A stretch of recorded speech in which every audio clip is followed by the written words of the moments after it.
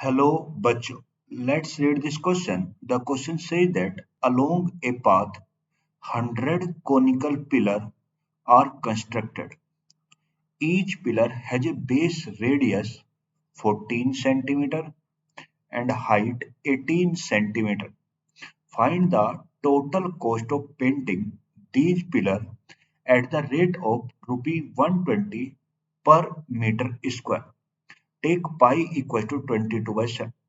बोल रहा है कोई एक पाथ है उसके अलोंग 100 कोनिकल पिलर बनाए गए 100 कोनिकल पिलर बनाए गए और ईच पिलर की जो बेस रेडियस है वो कितनी 14 सेंटीमीटर है और हाइट कितना है 18 सेंटीमीटर। तो उसने हमें बेस रेडियस दे रखा है और हाइट दे रखी है और बोलते हैं जो total cost of painting and this pillar at the rate of 120 पर मीटर स्क्वायर पे कितना टोटल कॉस्ट बनेगा और कह रहा है पाई को जो लेना है वो 22/7 हमें लेना है। और देखो उसने हमें सबसे पहले क्या दिया रेडियस दे दिया रेडियस रेडियस कितना दे रखा है रेडियस दे रखा है उसने हमें 14 सेंटीमीटर और जो हाइट दे रखी है हाइट वो उसने हमें क्या दे रखी है हाइट दे रखी है 18 सेंटीमीटर। अब देखो अगर हमें इन्हें पिलर को पेंट करना है तो हमें इनका कर्व सरफेस एरिया निकालना होगा। अब जैसे कि हम जानते हैं सी एस से हम जानते हैं सी एस से ऑफ कोन जो होता है सी एस से ऑफ कोन सी एस से ऑफ कोन कितना होता है सी एस से ऑफ कोन होता है पाई आर एल। अब ये एल क्या होती है एल होती है मेरी स्लांट हेड। जैसे मान लो ये मेरा कोई एक कोन है ये कोई एक कोन है ये कोई कोन है इसकी इसकी ये क्या है रेडियस है ये वाली साइड क्या है रेडियस है ये क्या हाइट है। तो अगर ये रेडियस है ये हाइट है तो ये वाली साइड क्या है स्लांट हाइट है ये।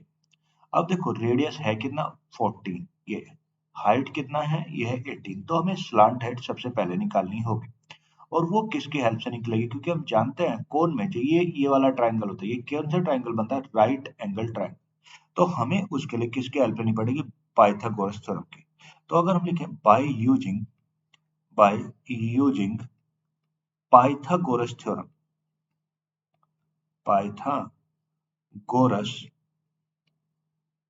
थ्योरम अगर हम पाइथागोरस थ्योरम का यूज करें और पाइथागोरस थ्योरम कहते हैं हाइपोटेन्यूज का स्क्वायर इक्वल टू परपेंडिकुलर का स्क्वायर प्लस बेस का स्क्वायर हाइपोटेन्यूज का स्क्वायर इक्वल टू परपेंडिकुलर का स्क्वायर प्लस बेस का स्क्वायर। तो अगर मैं यहाँ पे वैल्यू पुट करूं अब देखो हाइपोटेन्यूज क्या 90 डिग्री है सामने वाला हाइपोटेन्यूज तो होगा एल स्क्वायर ये इक्वल टू परपेंडिकुलर चाहे रेडियस को चाहे बेस को तो मैंने मान लिया 14 का स्क्वायर प्लस कितना 18 का स्क्वायर ये हो गया।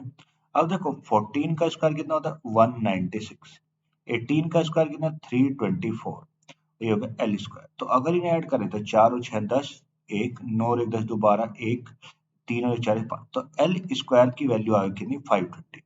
अगर एल स्क्वायर की वैल्यू 520 तो एल का जो मान आएगा वो कहेगा अंडर द रूट 520 आएगा कितना अंडर द रूट 520 और अगर 520 का हम अंडर रूट लेंगे तो ये आएगा अप्रोक्सीमेटली 22.8 के करीबन आएगा 22.8 क्योंकि हम जानते हैं भाई हम जानते हैं क्या जो 22 का स्क्वायर होता है 23 का स्क्वायर होता है 529 होता है तो ये उससे कम है और बहुत ही माइन्यूट से कम है तो इसीलिए क्या होगा 522.8 के करीबन आएगा और इसकी यूनिट क्या है सेंटीमीटर। तो मैंने एल का मान निकाल लिया कि मेरा एल का मान कितना है 22.8 सेंटीमीटर उसका मान होगा ये एल आ गया मेरे पास 22.8। अब देखो अगर एल निकल गया अब हमें निकालना है क्या कर्व्ड सरफेस एरिया।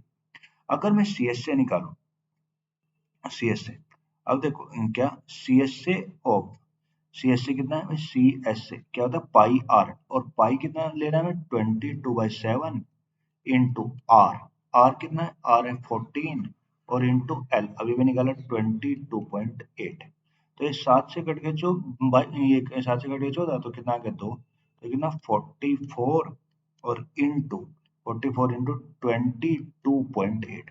तो जब मैं 44 की प्रोडक्ट 22.8 में करूंगा तो आ जाए कितना 1003.2 सेंटीमीटर स्क्वायर। यानी मैंने सी एस से निकाल लिया एक पिलर का कितना आ गया 1003.2 सेंटीमीटर स्क्वायर ये आया एक पिलर का। बट हमारे पास पिलर हैं कितने 100। तो अगर मैं यहाँ पे टोटल निकालता तो सी एस से ऑफ कितने का 100 पिलर जो 100 पिलर है उनका CSA कितना बनेगा, इसमें इंटू क्या करते हैं 100, तो 1003.2 और इंटू कितना होगा 100। भाई 100 पिलर है तो ये हो गया ये, तो ये ना 100320 सेंटीमीटर स्क्वायर। तो 100 पिलर का जो मेरा कर्ड सरफेस एरिया आ गया वो कितना आ गया, ये मेरा आ गया 1003.2 सेंटीमीटर स्क्वायर मेरा क्या होगा, कर्ड सरफेस एरिया होगा 100 पिलर का। अब हमें ये नहीं निकाला था, हमें बताना था कॉस्ट ऑफ पेंटिंग। अगर हमें कॉस्ट ऑफ पेंटिंग बतानी है तो उसने हमें क्या दे रखा है, उसने हमें दे रखा है 1 सेंटीमीटर 1 मीटर स्क्वायर पे 1 मीटर स्क्वायर का जो खर्चा है वो कितना रुपए, 120 रुपए। कितना है, 120 रुपए 1 मीटर स्क्वायर। पर हमने जो ये कर्व सरफेस एरिया निकाला ये किस में निकाला, सेंटीमीटर स्क्वायर में। तो सबसे पहले तो हमें सेंटीमीटर स्क्वायर को मीटर स्क्वायर में लाना होगा, और हमें पता है कि जिस जब हम सेंटीमीटर स्क्वायर को मीटर स्क्वायर में कन्वर्ट करते हैं, हम छोटी यूनिट से बड़े में आ रहे हैं, तो हमें किससे डिवाइड करना होता है, डिवाइडेड बाय किससे, 10,000 से डिवाइड करना होता है, किससे 10,000 से। क्योंकि सेंटीमीटर से मीटर में आने में 100 से डिवाइड करते हैं, और सेंटीमीटर स्क्वायर से मीटर स्क्वायर में आने में 100 इंटू 100 यानी 10,000 से डिवाइड करते हैं।